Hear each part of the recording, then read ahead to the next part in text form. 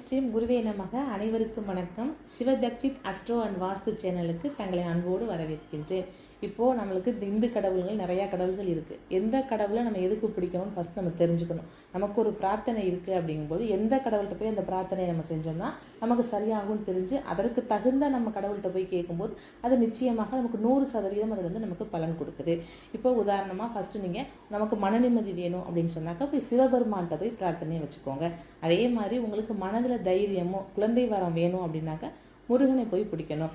தடையில்லாமல் பண வரவு நமக்கு வரணும் அப்படின்னு சொன்னால் குபேரன்ட்ட போய் நம்ம கேட்டோம்னா நமக்கு நிச்சயமாக தடையில்லாத ஒரு பண வரவு நமக்கு கிடைக்கும். அதே போல் உங்களுக்கு ஏதாவது ஒரு நியாயமான நீதி கிடைக்கணும் அப்படின்னா கருப்பசாமிகிட்ட போய் கேட்டோம்னா அந்த நீதி உங்களுக்கு கிடைக்கும். வயசாகியும் திருமணம் தடைப்பட்டுச்சா அப்படின்னு வரும்பொழுது நீங்கள் போய் விஷ்ணுகிட்ட போயிட்டு சாஷ்டாங்கமாக கேட்கும்பொழுது நிச்சயம் திருமண வரத்தை தரக்கூடிய ஒரு கடவுளாக விஷ்ணு பகவான் இருக்கிறாரு. ஸோ அதே போல் மரண பயம் அடிக்கடி வந்து துன்புறுத்துதா, அப்போது யமதர்மர்கிட்ட போயிட்டு நம்ம சரணடையணும். அதே போல் உடலில் ஆரோக்கியமும் பலமும் வேணும் அப்படின்னாக்க ஹனுமான்கிட்ட போக வேண்டியது தான். நினைத்தது உடனே நடக்கணுமா, அப்போ ஐயப்பன்கிட்ட போய் கண்ணீர் விட்டு அழும்போது நீங்கள் நினைத்த காரியம் உடனே நடக்கிறதுக்கு அவர் வழி கொடுப்பார்.